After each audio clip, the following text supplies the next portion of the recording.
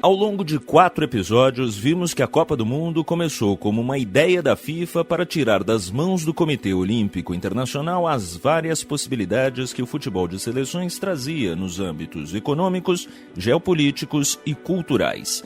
O crescimento do torneio e a lógica expansionista da entidade levaram a competição para quase todos os continentes e garantiram que a máquina econômica estabelecida para os patrocinadores acelerasse e dominasse completamente a competição, a ponto de o próprio futebol ter passado por modificações estruturais e conceituais a fim de se acomodar a lógicas primordialmente comerciais. Ainda assim, a Copa segue como um espaço de exceção para discutir temas e formar contextos que vão muito além das 4 linhas, o que pode ser exemplificado pelos debates culturais, políticos e sociológicos sobre globalização, nacionalismos, identidades culturais, entre outros. A pergunta que precisamos fazer agora, no 5º e último episódio, porém, tem mais a ver com o futuro do que com o presente.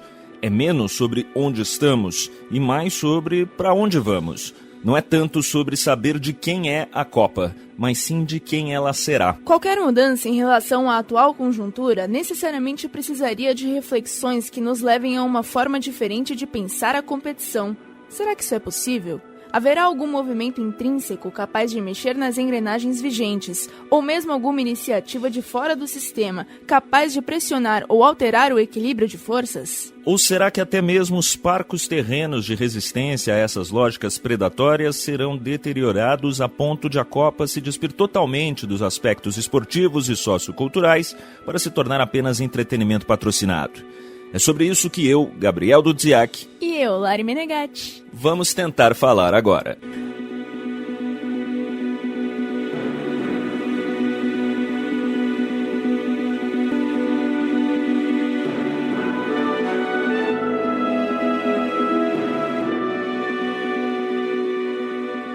Os meses prévios à Copa do Mundo de 2026 já anunciavam o que poderia acontecer no Mundial. Com os Estados Unidos em guerra com o Irã, as políticas de imigração estritas dos norte-americanos e a passividade da FIFA diante de uma série de situações maléficas ao futebol, mas intrínsecas à administração do presidente Donald Trump, o Mundial poderia ter 2 de seus pilares diretamente atacados: a circulação dos interessados em atender e participar do evento e a isonomia necessária para a garantia de uma competição esportiva justa. E esses ataques, de fato, se concretizaram, só que de uma forma ainda mais explícita do que a imaginada. Inicialmente, os jogadores do Irã foram impedidos de ter uma base de treinamento nos Estados Unidos e ordenados a irem e voltarem do México para solo norte-americano no mesmo dia dos jogos, restrição que foi flexibilizada de forma parcial perante a revolta da comunidade do esporte nos dias subsequentes. Ao mesmo tempo, um dos principais jogadores do Iraque, o centroavante Ayman Hussein,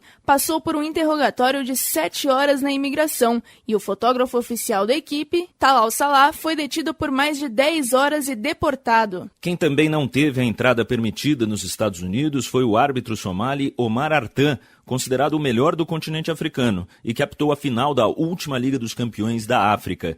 Isso sem falar nos turistas de diferentes lugares do mundo que tiveram a entrada negada, mesmo tendo ingressos comprados para os Jogos da Copa. A resposta do presidente da FIFA, Gianni Infantino, a tudo isso?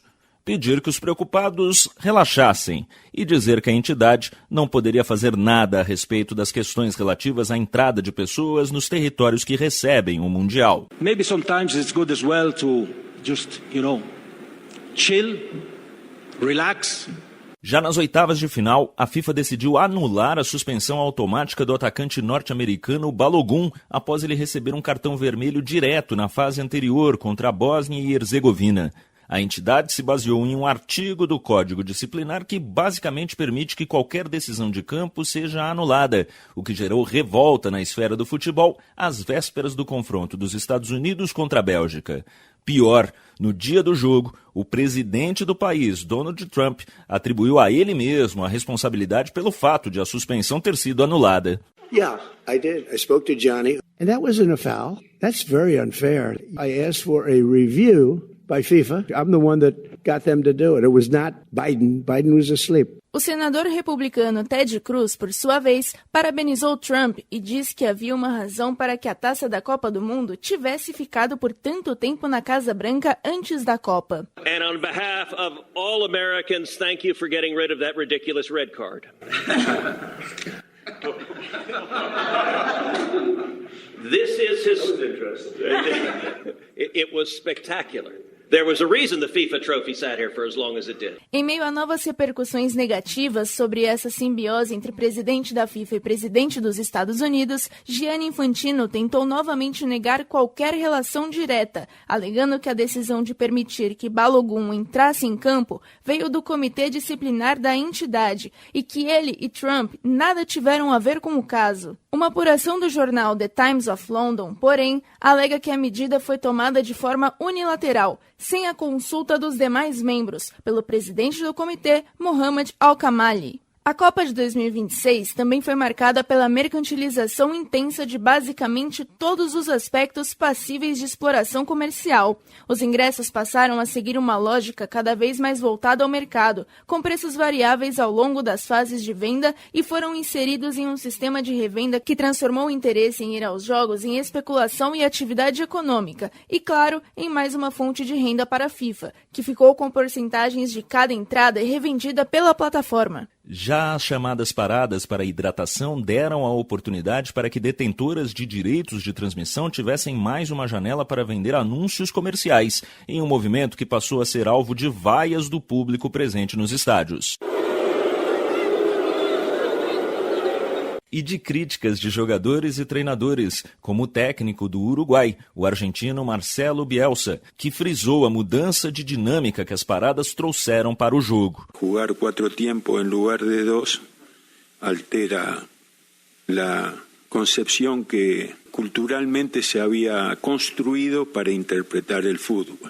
Não lhe agrega nada e lhe quita muito. O presidente da FIFA, no entanto, afirmou que a entidade não ganha dinheiro com as paradas para hidratação e ignorou os impactos trazidos para o jogo. Falando em impactos, saber se a bola encostou ou não no cabelo do atacante croata Matanovic foi crucial para decidir o resultado de Portugal e Croácia pela segunda fase da Copa do Mundo de 2026. Com o uso de chip na bola, a FIFA foi capaz de medir um toque imperceptível aos olhos em tempo real e também na câmera lenta do árbitro de vídeo, levando à anulação do gol croata por impedimento. Além de classificar Portugal, o lance gerou debates sobre o que significaria tocar ou não na bola e se deveria haver um limite para o alcance ou uso da tecnologia no futebol. Já na final da Copa, foram flagrantes as tentativas de transformar o futebol em produto norte-americano, reforçando novamente aspectos do entretenimento em contraposição aos fatores esportivos. No MetLife Stadium, a taça da Copa do Mundo chegou aos gramados em uma caixa de grife de luxo Louis Vuitton, pela 5ª edição consecutiva.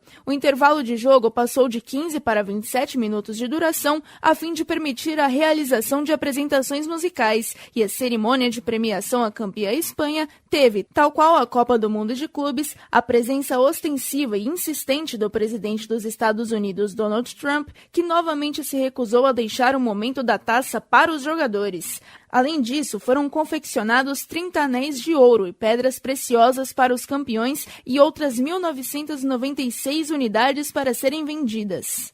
Nenhum destes aspectos e fatos, no entanto, impactou na realização ou no sucesso da Copa do Mundo. Apesar dos protestos e críticas na imprensa, os casos de pessoas impedidas de entrar nos Estados Unidos e os intensos processos burocráticos impostos aos iranianos caíram no esquecimento ao término da primeira fase. A intervenção do governo americano na retirada da suspensão de um jogador foi vindicada com a eliminação da seleção local com goleada para a Bélgica, enquanto o desvio no cabelo de um atleta foi tido como um triunfo da tecnologia e da justiça no futebol. Mesmo com ingressos caríssimos, os estádios estiveram sempre cheios. Os pacotes de hospitalidade também foram muito procurados. Os patrocinadores não se abalaram com o extracampo e os direitos de transmissão renderam valores recordes, que compuseram a principal fonte dos cerca de 10 bilhões de dólares de lucro que o site The Athletic estima que a FIFA irá ter com o Mundial deste ano. Além disso, Poucos dos 104 jogos da Copa foram ruins ou monótonos, o que para muitos fez deste Mundial um dos melhores, se não o melhor de todos os tempos. E como já era de se esperar, a FIFA voltou a cogitar novo aumento do número de participantes, passando agora de 48 para 64 equipes em 2030. Tudo isso aponta para uma tendência à naturalização, manutenção ou intensificação destas situações, como aponta João Malaya, professor do Departamento de História e do Programa de Pós-Graduação em História da Universidade Federal de Santa Maria. O que a gente efetivamente pode minimamente vislumbrar é essa compreensão de que cada vez mais a Copa do Mundo vai ser usada como instrumento da geopolítica, que cada vez mais os meios de comunicação e as alterações nos meios de comunicação vão influenciar a forma com que o esporte é transmitido, é jogado, né? Hoje a gente tem a tecnologia, por exemplo, né, do VAR, a gente tem tecnologias digitais de ver se a bola entrou ou não entrou, sistemas de checagem de impedimento. Então, essas questões todas, elas vão, à medida que a gente vai tendo cada vez mais a evolução tecnológica, provavelmente o futebol vai acompanhar isso. E a FIFA vai continuar sendo esse instrumento poderoso e um instrumento não diria um instrumento, mas uma peça-chave muito importante na geopolítica internacional, como é desde a sua fundação.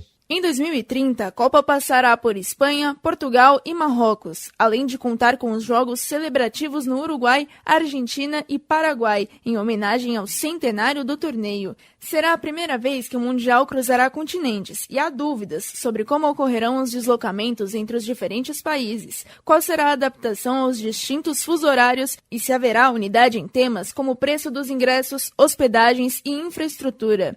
Se é factível pensar que o poderio político e econômico da FIFA é capaz de superar todos estes, entre aspas, empecilhos, há alguns poréns que talvez se tornem questões mais importantes nos próximos 4 anos. Um deles se refere justamente aos verdadeiros protagonistas de todas as Copas, os jogadores, com mais jogos pelos clubes nos campeonatos e Copas nacionais, torneios continentais, amistosos de pré-temporada e agora também pelo Mundial de Clubes, além da Copa do Mundo. Os corpos e o psicológico dos atletas estão sendo testados como nunca antes foram. Embora alguns posicionamentos recentes do FIFPro, o Sindicato Mundial dos Jogadores de Futebol, demonstrem preocupação e rechaço à maratona exaustiva de partidas, de concreto, quase nada foi feito. Para Sérgio Setani Giglio, professor da Faculdade de Educação Física da Unicamp e um dos cofundadores do Ludopédio, neste momento parece utopia pensar em movimentos mais pragmáticos dos atletas, já que isso significaria contrapartidas. Por mais incrível que pareça e mais contraditório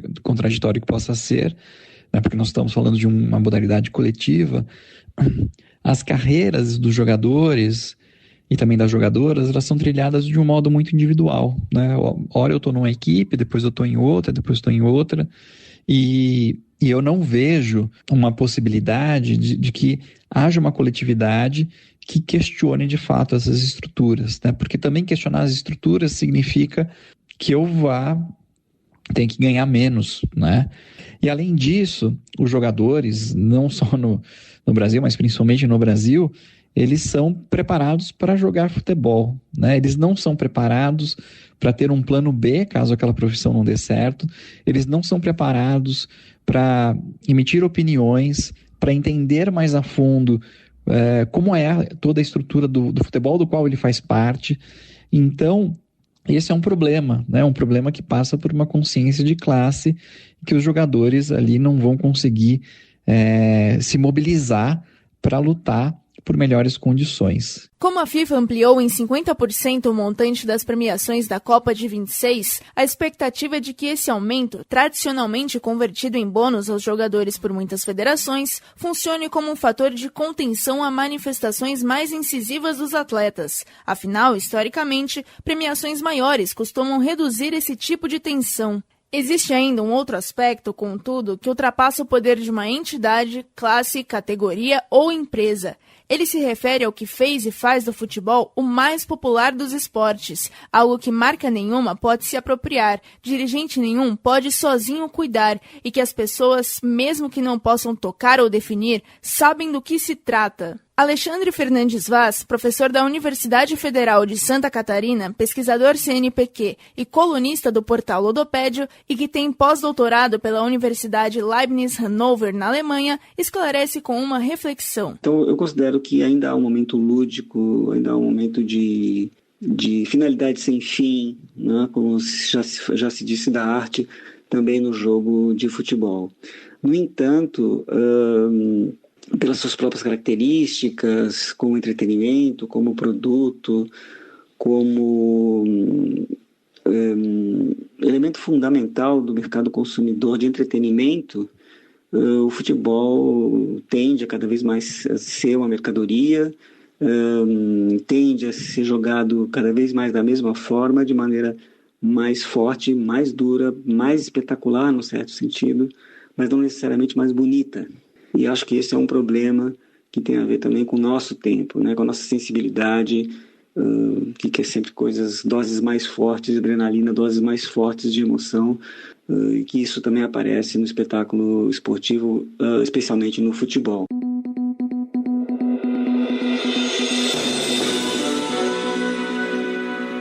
De quem é a Copa do Mundo? Das seleções? Dos jogadores? Da FIFA, que organiza o torneio? Dos patrocinadores que financiam a competição? Dos torcedores que lhe atribuem o valor dado até hoje? Dos chefes de Estado e seus interesses políticos? A Copa seria de todos eles ou de todos nós? Ou de ninguém?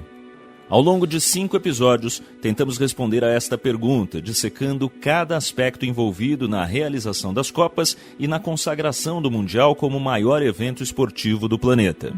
Das decisões políticas e esportivas que resultaram em sucessivos aumentos do número de participantes, as influências, lobbies e questões econômicas por trás das escolhas das sedes. Da hipermercantilização de tudo que envolve futebol, mas sem esquecer que a Copa é uma janela para a discussão de temas muito mais amplos, como identidades nacionais, globalização, inclusão, questões de raça e gênero, entre outros. Embora pareça que o sucesso econômico do Mundial signifique que a FIFA tudo pode e poderá e que por isso ela é a real dona da competição, há muitos pontos que ultrapassam o poder da entidade.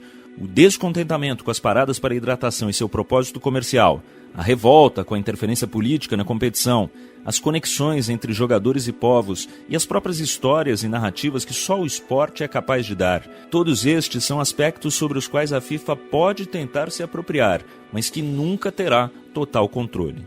Aliás, a busca desenfreada da entidade por mais lucros e influência política pode ser justamente o estopim para um movimento de contestação mais robusto, com alicerces não apenas em razões éticas, mas também de sustentabilidade da competição e, em um olhar mais amplo, do próprio futebol. Afinal, um campeonato que se propõe a reunir apenas as melhores seleções, mas que passa a permitir a participação de cada vez mais equipes, atenta contra seu propósito. Um torneio que deveria se destacar pela excepcionalidade esportiva e que passa a ser tomado por elementos do entretenimento dentro de uma lógica comercial, corre risco de se tornar apenas um conteúdo a ser explorado por marcas.